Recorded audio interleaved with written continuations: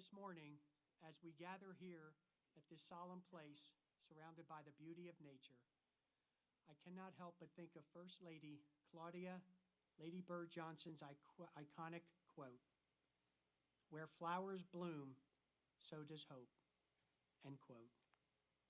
She said these words nearly 60 years ago, but they still ring true, especially here at this sacred ground. The landscape surrounding us, once a common field, is now a vibrant living memorial to the 40 passengers and crew members of Flight 93 who gave the ultimate sacrifice on September 11, 2001. The transformation of this special place and our dedication to its preservation in their memory give us hope that future generations will continue to come here to be inspired by the heroic actions of 40 ordinary people. I begin today with a special welcome to the thousands of students joining us virtually from across the country and the world as part of our Teach to Remember 9/11, a National Day of Learning. We thank the next generation and their teachers, representing 29 states across our nation, to include Hawaii, and ranging from middle schools, high schools, and 15 colleges, 238 schools in all, who are embracing our ceremony at this very moment this morning. In addition to schools here in the United States, also participating are students from Canada, Romania, and Ghana. We welcome all of you and thank you for allowing us to bring this beautiful ceremony and the spirit of the 40 heroes to your classroom. Good morning. My name is Stephen Clark, and for the past 10 years, I have had the honor of serving as the superintendent of the National Parks of Western Pennsylvania, which includes this special place. On behalf of the National Park Service, I extend a warm welcome to all of you joining us today, both virtually and in person at Flight 93 National Memorial. The National Park Service cares for some of our nation's most significant places. This hallowed ground behind me, the final resting place of the passengers and crew members of Flight 93, is one such place. Here, brave men and women made history and shaped our future. Those individuals made a collective decision that changed our world forever 24 years ago this morning. Their decision to fight back against the terrorists who had hijacked their plane saved an untold number of lives and preserved the U.S. Capitol, the symbol and center of our democracy. We honor their actions as a truly heroic display of unity, courage, and defiance in the face of tremendous adversity. As we pause to reflect on the events of 24 years ago this morning, let us begin this moment with the Pledge of Allegiance. Please rise as you are able and join us in reciting the pledge. Leading us this morning are Flight 93 ambassadors, Pat and Ron Reinbold. I pledge allegiance to the flag of the United States of America and to the republic for which it stands, one nation, under God, indivisible, with liberty and justice for all. Please be seated.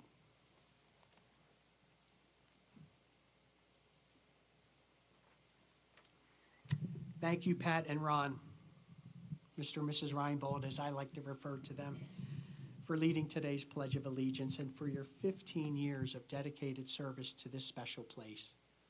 I would also like to thank all of our Flight 93 volunteer ambassadors, both past and present, for their unwavering commitment in assisting us in fulfilling our mission. Friends, partners, colleagues, local, state, and federal elected officials here with us this morning, as well as members of the administration, welcome to this very special place. It is our honor to further extend this welcome to a delegation of senior officials from the countries of Canada, Australia, New Zealand, and the United Kingdom.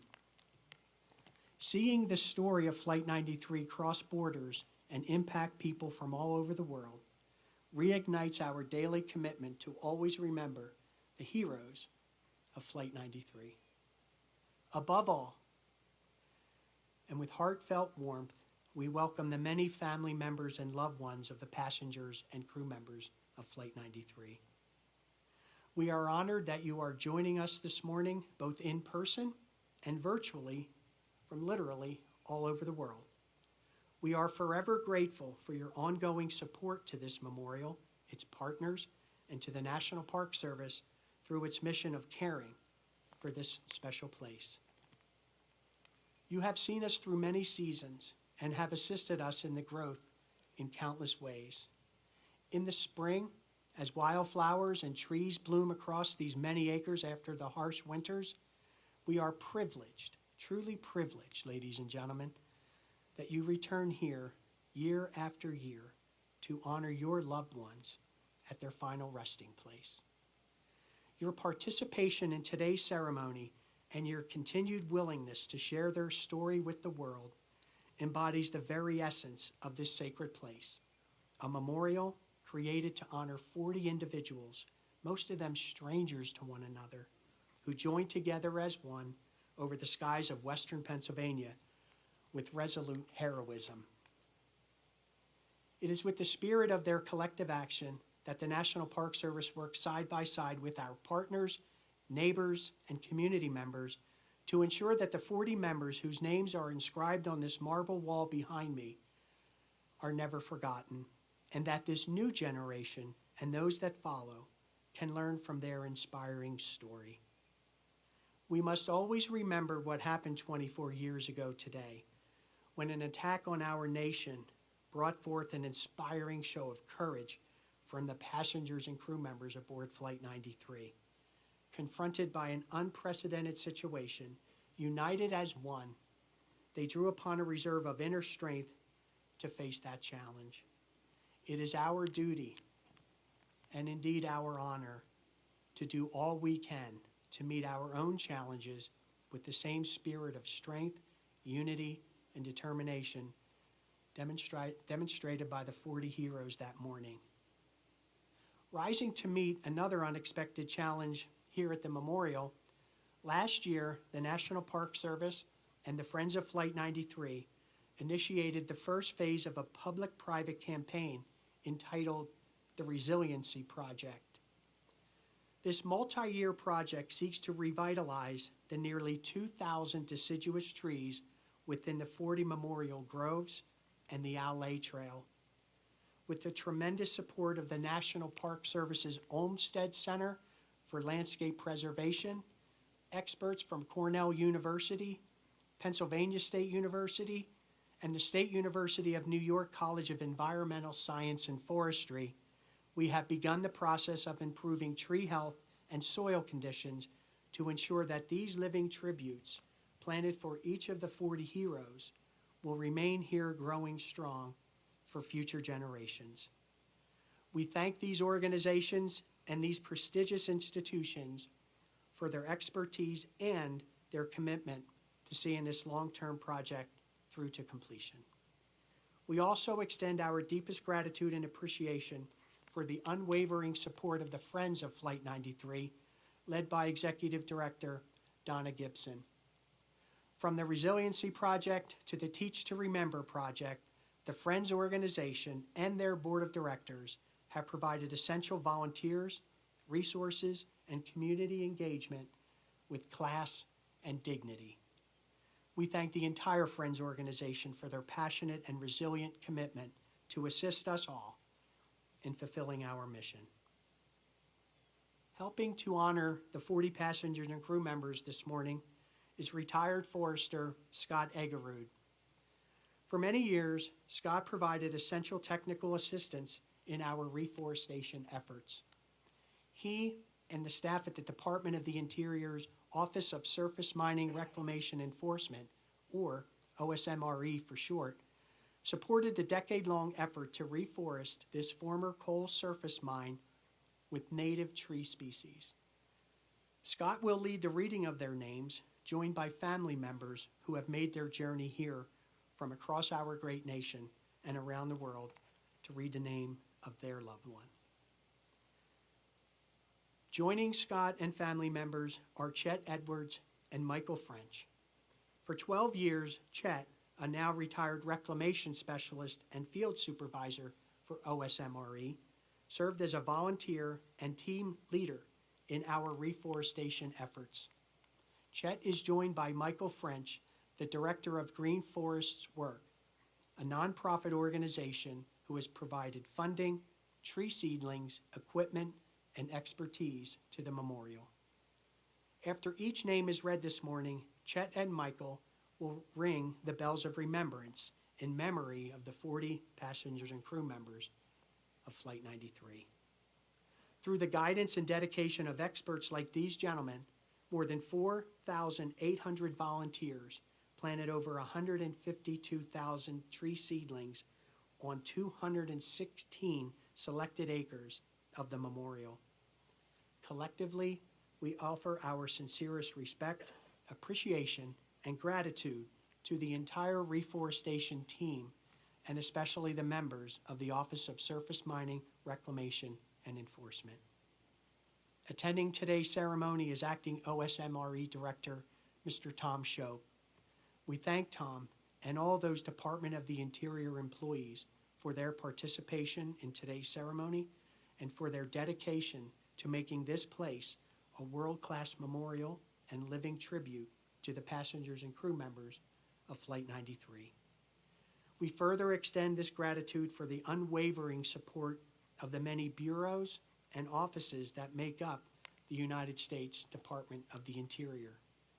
We thank the leaders of this organization, including Deputy Secretary of the Interior, Catherine McGregor, who is in attendance with us here this morning, who, in the spirit of the passengers and crew members of Flight 93, foster a culture of teamwork and dedication.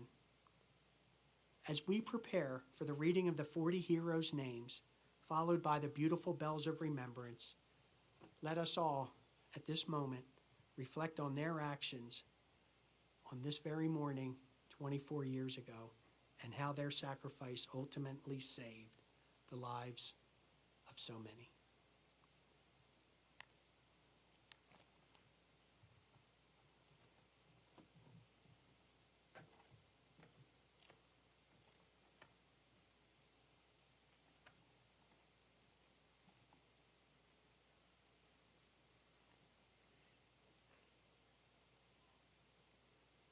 Christian Adams.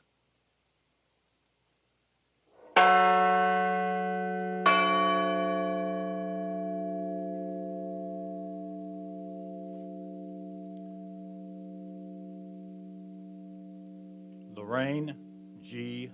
Bay.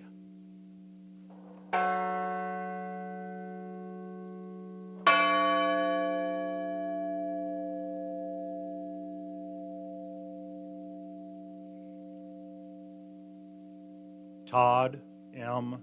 Beamer.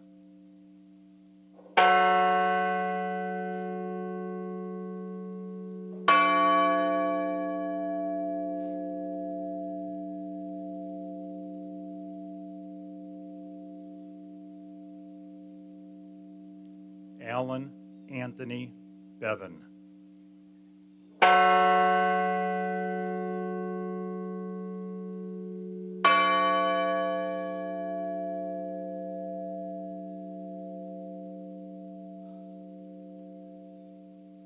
Gerald Mark Kendall Bingham.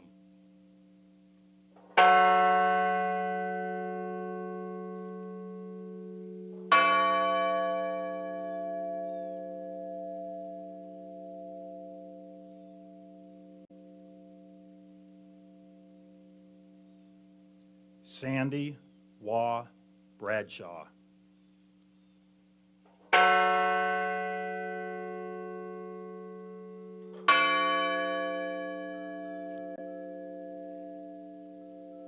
Diora Frances Bodley.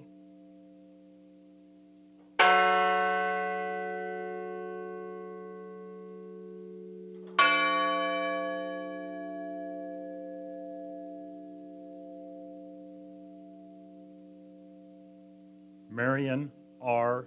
Britton.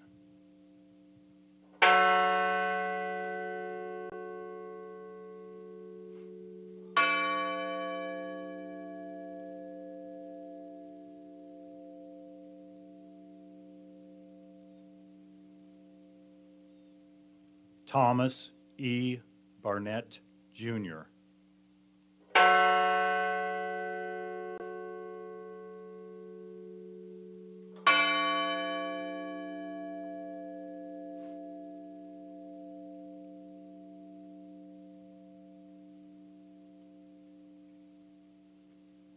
William Joseph Cashman.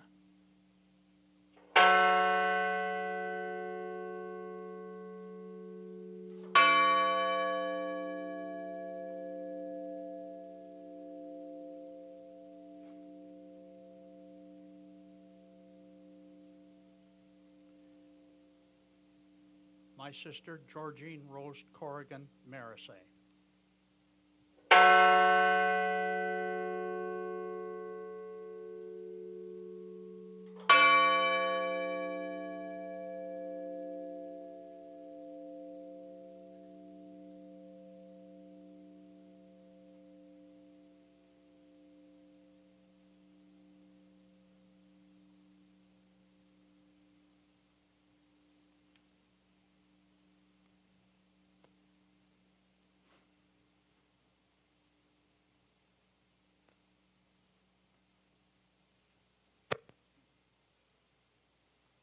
Patricia Cushing.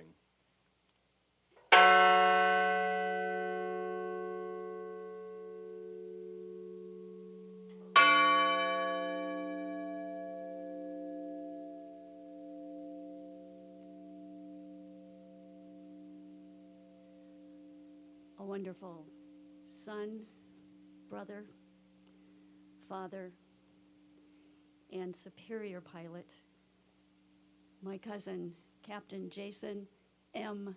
Dahl.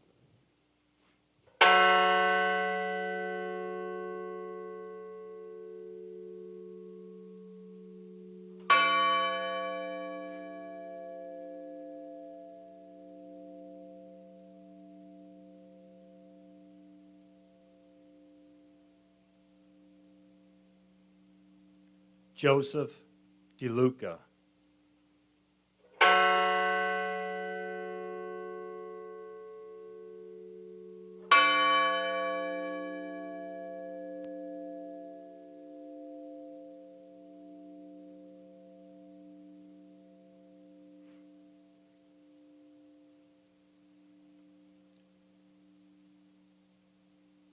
Patrick Joseph Driscoll.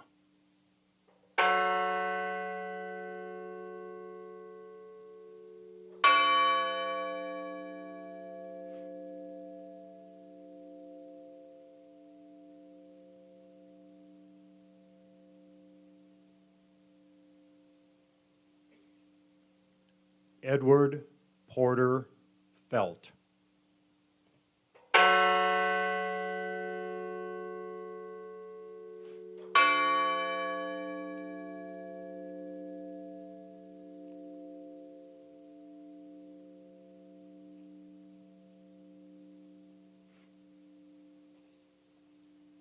Jane C. Folger.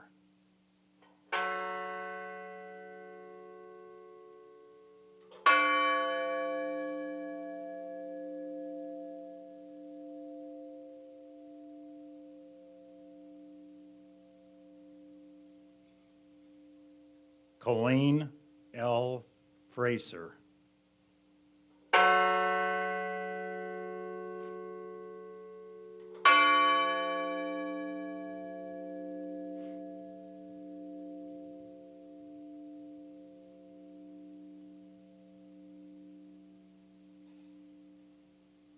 Andrew Sonny Garcia.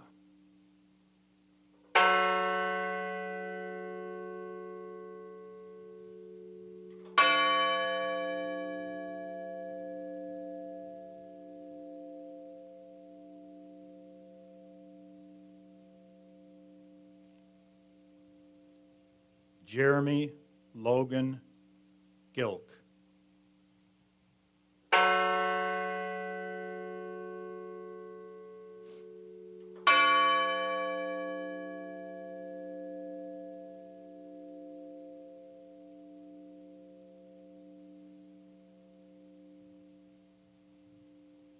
Kristen Osterholm White Gould.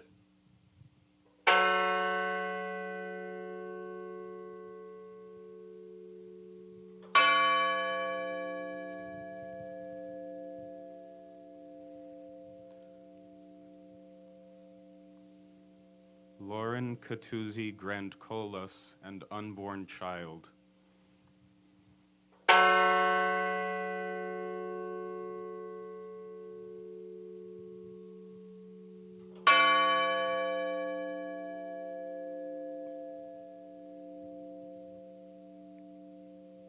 My sister, Wanda Anita Green.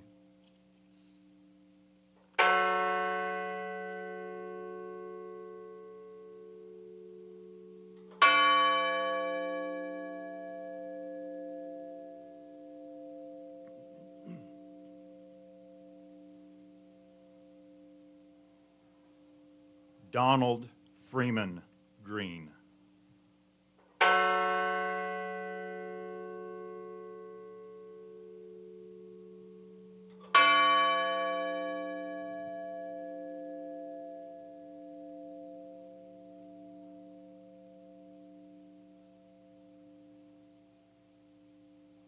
Linda Grunland.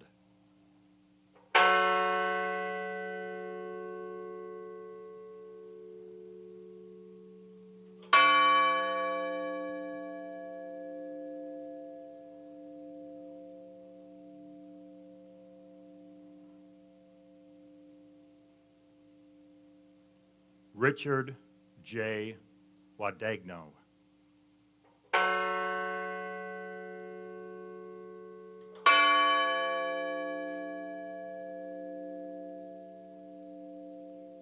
First Officer Leroy Wilton Homer.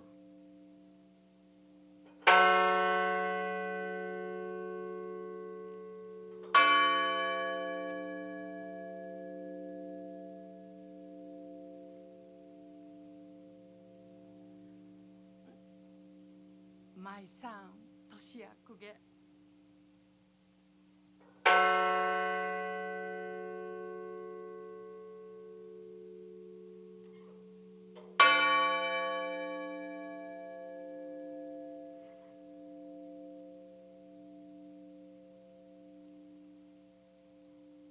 Cece Ross Lyles.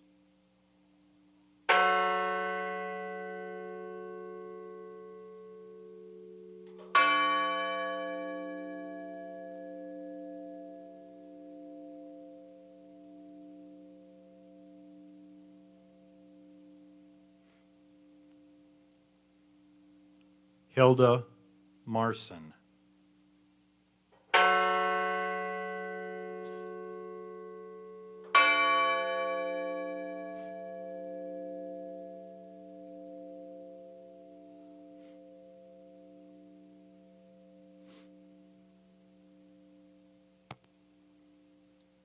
Waleska Martinez.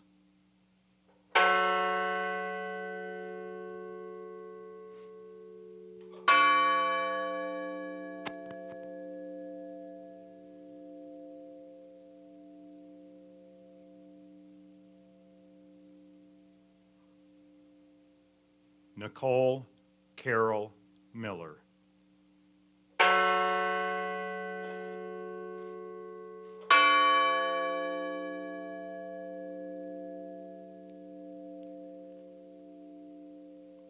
Louis Joey Nacky II.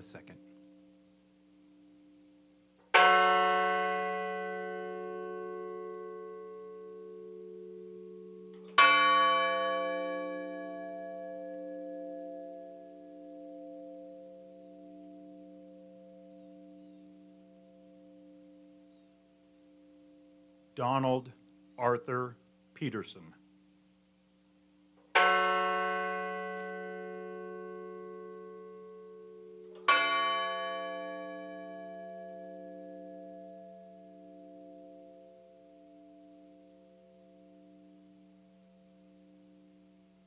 Jean Hoadley Peterson.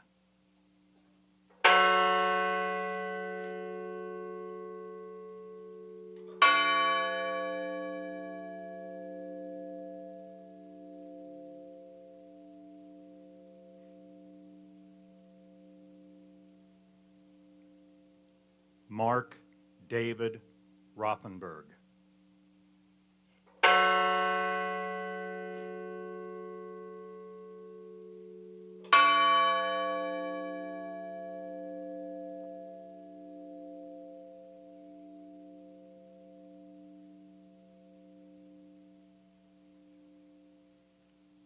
Christine Ann Snyder.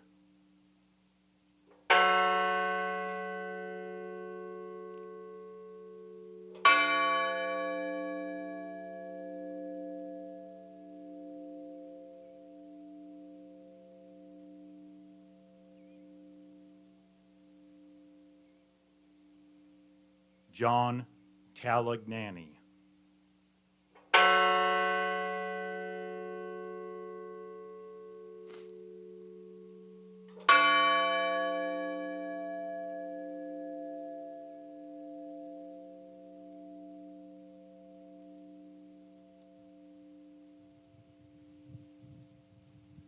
Honor Elizabeth Wenino.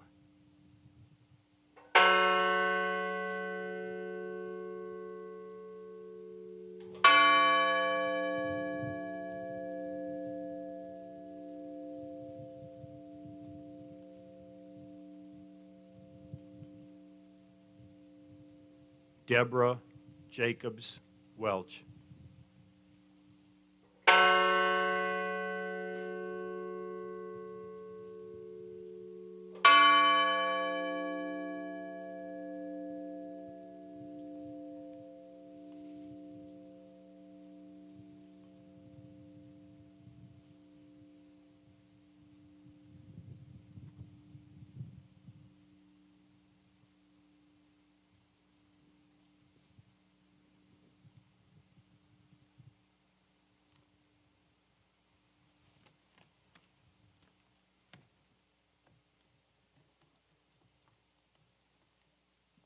Thank you, Chet, Scott, Michael, and family members for that beautiful tribute to our 40 heroes.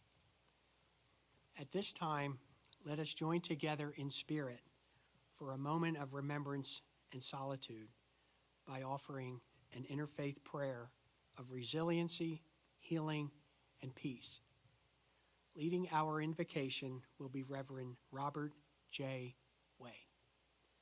Pastor Bob, as he is better known, was a new pastor at the Good Shepherd Lutheran Cooperative in Shanksville, Pennsylvania on September 11th, 2001. He provided comfort and counsel to local community members and went on to serve as a volunteer ambassador here at the memorial and on the task force that helped develop this beautiful landscape you see here today. Reverend?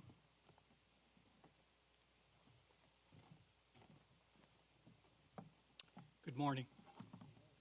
Please join me in a moment of silence to honor the heroes of Flight 93 as a group, as we have just lifted them up individually.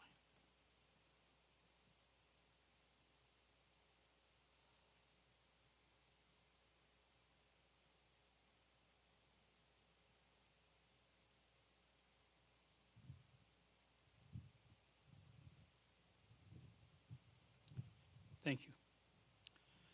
Approximately 23 years ago, a collaborative group of stakeholders, including local community members, first responders, government officials, and representatives from the Flight 93 families, gathered to discuss erecting a memorial to honor the 40 individuals who heroically fought against terrorists to prevent further loss of life. Our deliberations centered on creating a lasting tribute that would honor both their immediate sacrifice and as an enduring legacy of these courageous individuals. We extend our gratitude to Paul Murdoch for bringing our vision and our mission to fruition. What was once a common field is now a field of honor.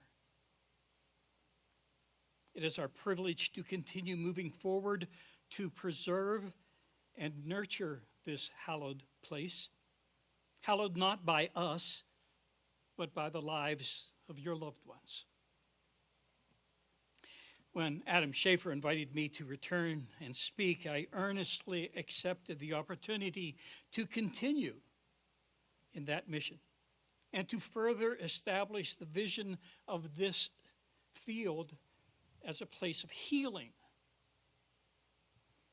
Looking back, we might think that the healing began with the excavation and the repair of the land at the crash site. But even that beginning had a deeper intent, that what we would ultimately accomplish would be to transform minds and to mend, to heal broken hearts and broken spirits. You see, from the memorial grove of trees with its sense of a diverse unity to the diverse species of wildflowers that grow and change from spring to fall in the fields behind us, from the small but noticeable changes to the landscape here, which we refer to as the bowl, which I've always envisioned as hands cupped to embrace all who enter, to this memorial wall with its design, signifying again the connectedness of individuals. The wall continues to bring many people together as a family.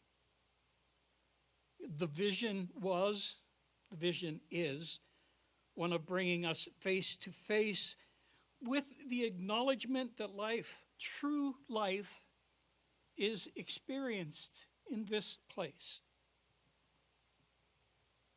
So I ask you to join with me in a moment of silence, a moment of reflection.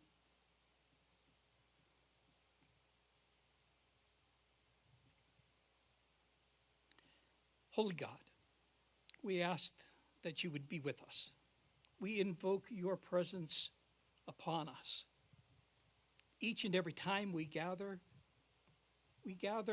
wishing to learn more about ourselves.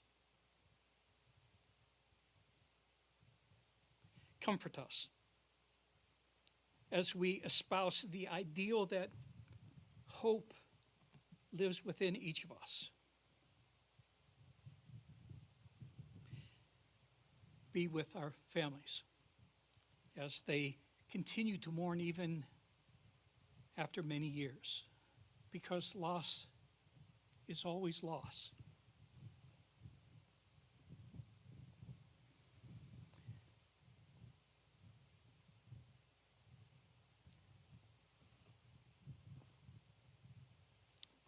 The wall that continues to bring us together is separated by little gaps between each of the names. It's designed that way by Paul to remind us that these are individuals, but the wall as a whole represents the unity of their decision. So, Holy One, we seek your guidance. We seek inspiration, knowledge, and hope. We seek your guidance as we persist in our efforts to affirm that life always triumphs, that life continues even amid heinous terrorist acts. And we humbly gather here with the hope that our lives may change as well. Small changes, but changes nonetheless. Be with us then as we continue throughout this day, throughout this ceremony. comfort us and confront us.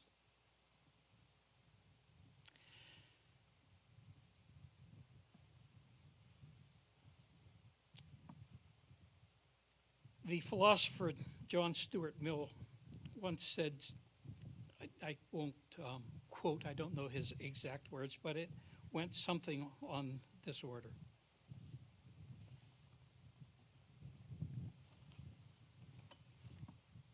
Evil needs nothing more to succeed than this: that good people would look on and do nothing. Indeed, it would be difficult to call that person good who fails to, at that very least, protest when evil is witnessed. So, Holy One, comfort and confront us. Provoke us to action when we see the wrong. Thank you all.